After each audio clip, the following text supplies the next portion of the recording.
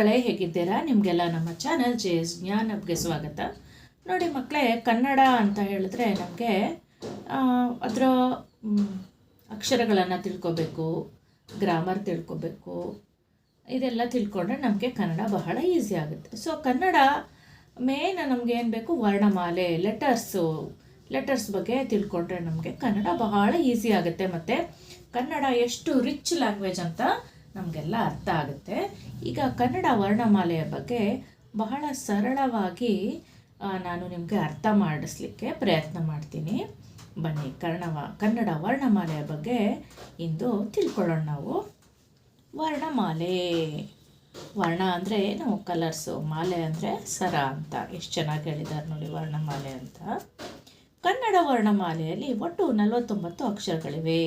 ನಮ್ಮ ಕನ್ನಡ ವರ್ಣಮಾಲೆಯಲ್ಲಿ 49 ಅಕ್ಷರಗಳಿವೆ. ಇವುಗಳನ್ನು ವರ್ಣಗಳೆಂದು ಕರೆಯುತ್ತಾರೆ. ವರ್ಣ ಅಂದರೆ ಏನು? ಬಣ್ಣ. ಇದನ್ನು ವರ್ಣಗಳು ಅಂತ ಕರೀತಾರೆ. ಅಕ್ಷರಗಳನ್ನು, ಕನ್ನಡದ ಅಕ್ಷರಗಳನ್ನು ವರ್ಣಗಳು ಅಂತ ಕರೀತಾರೆ. ಈ ಅಕ್ಷರಗಳ ಕ್ರಮಬದ್ಧ ಜೋಡಣೆಗೆ ವರ್ಣಮಾಲೆ ಅಥವಾ ಅಕ್ಷರಮಾಲೆ ಎಂದು ಹೆಸರು. ನೋಡಿ, ಈಗ ಹೂವಿರುತ್ತೆ, ಕ್ಲೀನಾಗಿ ಕಲರ್ ಜೋಡಿಸ್ತಾ ಹೋದರೆ ಏನಾಗುತ್ತೆ? ಒಂದು ಸುಂದರವಾದ ಮಾಲೆ ಆಗುತ್ತಲ್ವ. ಅದೇ ರೀತಿ ವರ್ಣ ಅಂದರೆ ಅಕ್ಷರಗಳನ್ನು ಅಥವಾ ಬಣ್ಣಗಳನ್ನು ಸೇರಿಸಿದ್ರೆ ಏನಾಗುತ್ತೆ? ಸುಂದರವಾದ ಚಿತ್ರ ಆಗುತ್ತೆ. ಅದೇ ರೀತಿ ಕನ್ನಡದ ಅಕ್ಷರಗಳನ್ನು ಸೇರಿಸಿದ್ರೆ ಏನಾಗುತ್ತೆ?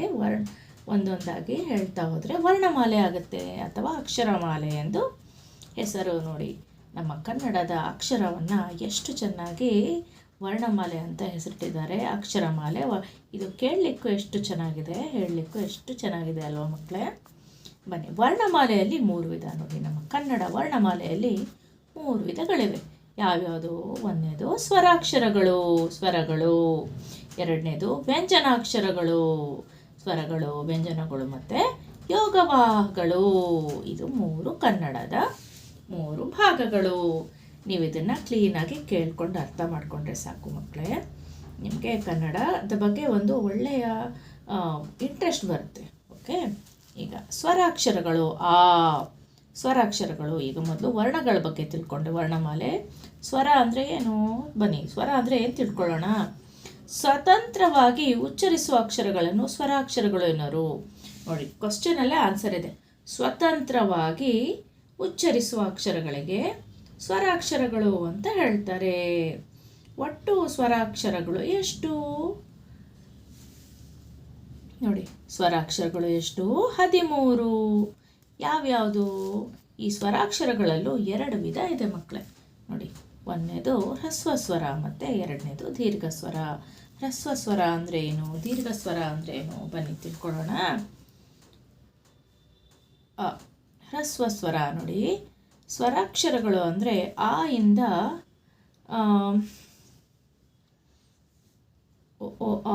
ಅವು ತನಕ ಇರೋದಕ್ಕೆ ಸ್ವರ ಅಂತ ಹೇಳ್ತಾರೆ. ಈಗ ತಿಳ್ಕೊಳ್ಳೋಣ ಯಾವ್ಯಾವುದು ಹ್ರಸ್ವ ಸ್ವರ. ಮತ್ತು ಇದನ್ನು ಮತ್ತೆ ಡಿವೈಡ್ ಮಾಡಿದ್ದಾರೆ, ಹ್ರಸ್ವ ಸ್ವರ. ಮತ್ತು ನೀವು ಏನು ಮಾಡಬೇಕು, ಕನ್ನಡ ವರ್ಣಮಾಲೆಯನ್ನು ಬರೆದಿಟ್ಕೊಂಡ್ಬಿಟ್ಟು ಇದನ್ನು ಕ್ಲೀನಾಗಿ ಅರ್ಥ ಮಾಡ್ಕೊಳ್ತಾ ಹೋದರೆ ಇನ್ನೂ ಭಾಳ ಚೆನ್ನಾಗಿ ಅರ್ಥ ಆಗುತ್ತೆ. ಹ್ರಸ್ವ ಸ್ವರ, ಒಂದು ಮಾತ್ರ ಕಾಲದಲ್ಲಿ ಉಚ್ಚರಿಸುವ ಅಕ್ಷರಗಳು ಹ್ರಸ್ವ ಸ್ವರ. ಒಂದು ಮಾತ್ರ ಅಂದರೆ ಏನು? ಅ, ಇ, ಉ, ರು, ಎ, ಓ ಅಂದರೆ ಒಂದೇ ಉಸಿರು, ಒಂದು ಮಾತ್ರೆ ಕಾಲ ಅಂತಾರೆ ಅದಕ್ಕೆ. ಇದಕ್ಕೆ ಹ್ರಸ್ವ ಸ್ವರ ಅಂತ ಹೇಳ್ತಾರೆ. ಎಷ್ಟಿದಾವೆ ಇವು? 1, 2, 3, 4, 5, 6 ಹ್ರಸ್ವ ಸ್ವರಗಳಿವೆ. ನೆಕ್ಸ್ಟ್ ದೀರ್ಘ ಸ್ವರ. ದೀರ್ಘ ಸ್ವರ ಅಂದರೆ ಉದ್ದವಾಗಿ ಹೇಳೋದು. ಅದಕ್ಕೆ 2 ಮಾತ್ರ ಕಾಲ ಅಂತ ಹೇಳ್ತಾರೆ. ಹೇಗೆ? ಆ, ಈ, ಉ, ಎ, ಐ, ಓ, ಔ ಹೀಗೆ ದೀರ್ಘವಾಗಿ ಹೇಳುವ ಅಕ್ಷರಗಳಿಗೆ ದೀರ್ಘ ಸ್ವರ ಅಕ್ಷರಗಳು ಅಂತ ಹೇಳ್ತಾರೆ, ದೀರ್ಘ ಸ್ವರಗಳು ಅಂತ. ಈಗ ನೆಕ್ಸ್ಟ್ ವ್ಯಂಜನಗಳು. ವ್ಯಂಜನಗಳು ಅಂದರೆ ಏನು? ಸ್ವರಗಳ ಸಹಾಯದಿಂದ ಉಚ್ಚರಿಸಲಾಗುವ ಅಕ್ಷರಗಳು ವ್ಯಂಜನಗಳು. ಈಗ ನೋಡಿ, ಆ ಇಂದ ಅವು ತನಕ ಇರೋ ಅಕ್ಷರಗಳನ್ನು ಆ ಹೆಲ್ಪ್ ತಗೊಂಡ್ಬಿಟ್ಟು ಹೇಳೋ ಅಕ್ಷರಗಳಿಗೆ ವ್ಯಂಜನಾಕ್ಷರಗಳು ಅಂತ ಹೇಳ್ತಾರೆ. ಬನ್ನಿ, ಹೇಗೆ ಇದು ಏನು ಯಾವ ರೀತಿ ಹೇಳ್ತಿದ್ದಾರೆ ನೋಡೋಣ. ಉದಾಹರಣೆಗೆ ಕ ಪ್ಲಸ್ ಆ. ನೋಡಿ, ಕ ಅನ್ನೋ ಅಕ್ಷರ ಇದೆ. ಇದಕ್ಕೆ ಸ್ವರ ಆ ಸೇರಿಸಿದ್ರೆ ಕ ಆಗುತ್ತೆ. ಚ ಪ್ಲಸ್ ಆ ಚ ಇದೆ, ಇದಕ್ಕೆ ಸ್ವರ ಆ ಸೇರಿಸಿದ್ರೆ ಚ ಆಗುತ್ತೆ. ಸೊ ಸ್ವರಗಳ ಹೆಲ್ಪ್ ತಗೊಂಡ್ಬಿಟ್ಟು ಯಾವ ಅಕ್ಷರಗಳನ್ನು ನಾವು ಉಚ್ಚರಿಸ್ತೀವಿ ಅದಕ್ಕೆ ವ್ಯಂಜನಗಳು ಅಂತ ಹೇಳ್ತಾರೆ. ವ್ಯಂಜನಗಳಲ್ಲಿ ಒಟ್ಟು 34 ಇದೆ. ವ್ಯಂಜನಗಳು ಎಷ್ಟಿದೆ? 34 ಇದೆ. ವ್ಯಂಜನಾಕ್ಷರಗಳ ಬಗ್ಗೆ ತಿಳ್ಕೊಳ್ಳೋಣ ಬನ್ನಿ ಮಕ್ಕಳೇ.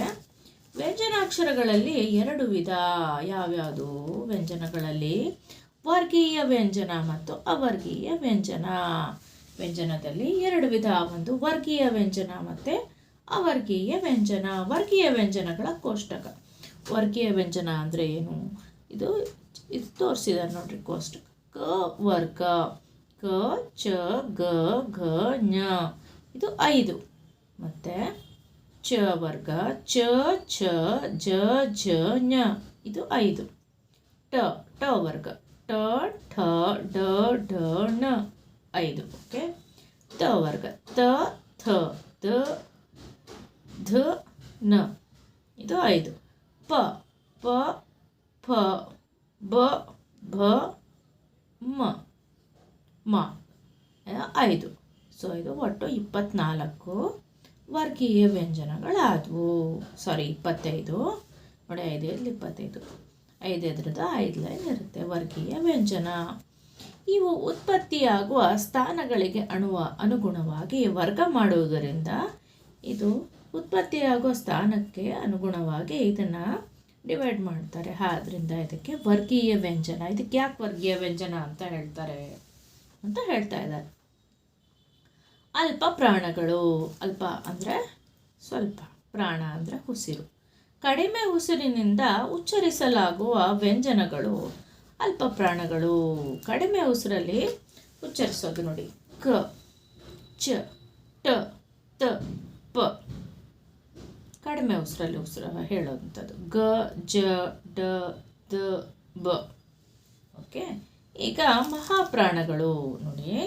ವರ್ಗೀಯ ವ್ಯಂಜನದಲ್ಲಿ 3 ವಿಧ ಮಾಡಿದ್ದಾರೆ. ಅಲ್ಪ ಪ್ರಾಣಾಕ್ಷರಗಳು, ಮಹಾಪ್ರಾಣಾಕ್ಷರಗಳು ಮತ್ತು ಅನುನಾಸಿಕಗಳು. ನೋಡಿ, ಇದು ಕೋಷ್ಟಕದಲ್ಲಿ ಇದು 5 ಹೇಳಿದಾರಲ್ವಾ, ಇಲ್ಲಿ ನೋಡಿ ಫಸ್ಟ್ ಒನ್ನು, ಸೆಕೆಂಡ್ ಕ ಗ ಇದು 10, ಮತ್ತು ಇಲ್ಲಿ ಇನ್ನು 10 ಇದು ಅಲ್ಪ ಪ್ರಾಣ, ಮತ್ತು ಇದು ಮಹಾಪ್ರಾಣದ್ದು, ಮತ್ತು ಲಾಸ್ಟ್ ಇದೆಯಲ್ಲ ಇದು ಅನುನಾಸಿಕಗಳು, ಮೂಗಿನಿಂದ ಹೇಳುವ ಅಕ್ಷರಗಳಿವು.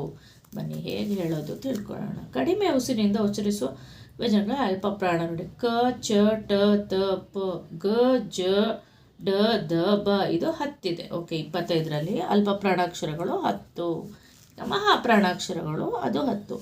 ಖ ಆದ ತಕ್ಷಣ ಖ ಬರುತ್ತದು. ಜಾಸ್ತಿ ಉಸಿರು, ಹೆಚ್ಚು ಉಸಿರಿನಿಂದ ಉಚ್ಚರಿಸಲ್ಪಡುವ ವ್ಯಂಜನಗಳಿಗೆ ಮಹಾಪ್ರಾಣಾಕ್ಷರಗಳು ಅಂತ ಹೇಳ್ತಾರೆ. ಸೊ ಖ ಛ ಠ ಥ ಫ ಘ ಝ ಡ ಧ ಬ. ಓಕೆ. ಈಗ ಅನುನಾಸಿಕ. ಅನುನಾಸಿಕ ಅಂದರೆ ಮೂಗಿನ ಸಹಾಯದಿಂದ ಹೇಳುವಂಥ ವ್ಯಂಜನಗಳು. ಮೂಗಿನ ಸಹಾಯದಿಂದ ಉಚ್ಚರಿಸಲಾಗುವ ವ್ಯಂಜನಗಳು ಅನುನಾಸಿಕಗಳು. ನಾಸಿಕ ಅಂದರೆ ಏನು? ಮೂಗು. ಸೊ ಮೂಗಿನ ಹೆಲ್ಪ್ ತೊಗೊಂಡ್ಬಿಟ್ಟು ಹೇಳೋದು. ಹೇಗೆ? ಞ ನ ನ ನ ಮತ್ತು ಮ ಇದೆಲ್ಲ ಮೂಗಿನ ಸಹಾಯದಿಂದ ನಾವು ಹೇಳ್ತೀವಿ. ಮೂಗು ಮುಚ್ಕೊಂಡಿದ್ದನ್ನು ಹೇಳಲಿಕ್ಕೆ ಬರಲ್ಲ. ಸೊ ಇದಕ್ಕೆ ಅನುನಾಸಿಕ ಅಂತ ಹೇಳ್ತಾರೆ. ನೆಕ್ಸ್ಟು ಅವರ್ಗೀಯ ವ್ಯಂಜನಗಳು. ಅವರ್ಗೀಯ ಅಂದರೆ ಏನು? ಈಗ ಇಷ್ಟೊತ್ತು ನಾವು 25 ವರ್ಗೀಯ ವ್ಯಂಜನಗಳ ಬಗ್ಗೆ ತಿಳ್ಕೊಂಡ್ವಿ. ಈಗ ಅವರ್ಗೀಯ ವ್ಯಂಜನಗಳು. ಯಕಾರದಿಂದ ಳಕಾರದವರೆಗೆ 9 ಅಕ್ಷರಗಳು ಅವರ್ಗೀಯ ವ್ಯಂಜನಗಳು.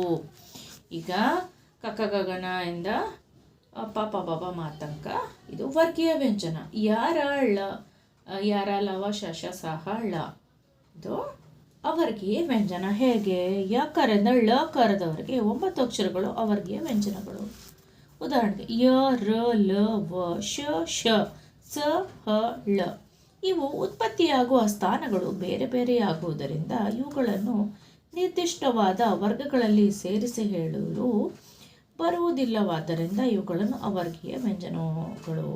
ಯ ರ ಲ ವ ಇದು ಉತ್ಪತ್ತಿಯಾಗುವ ಸ್ಥಾನ ಬೇರೆ ಬೇರೆಯಾಗಿರುತ್ತೆ. ಆದ್ದರಿಂದ ಇದಕ್ಕೆ ನಿರ್ದಿಷ್ಟ ವರ್ಗಗಳಲ್ಲಿ ಸೇರಿಸಿ ಹೇಳಲು ಬರುವುದಿಲ್ಲ. ನಿರ್ದಿಷ್ಟ ವರ್ಗಗಳಲ್ಲಿ ಸೇರಿಸಲಿಕ್ಕೆ ಬರೋದಿಲ್ಲ, ವರ್ಗ ಮಾಡಲಿಕ್ಕೆ ಬರೋದಿಲ್ಲ. ಇದಕ್ಕೆ 9 ಲೆಟರ್ಸು 9 ಥರ ಇದೆ. ಹಾಗಾಗಿ ಇದನ್ನು ಅವರ್ಗೀಯ ವ್ಯಂಜನಗಳು ಅಂತ ಹೇಳ್ತಾರೆ.